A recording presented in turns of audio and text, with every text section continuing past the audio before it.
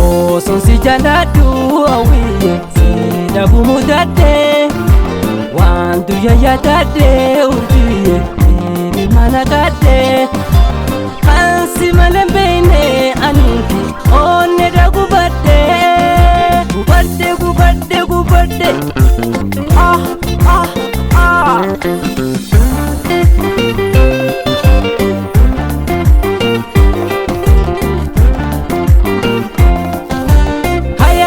mamiti yokanu matate gabata kabana garra ana bis dabate birizi nabotu kobato humnawe yo atis garanke akuma khotae junto si male nammi ahudit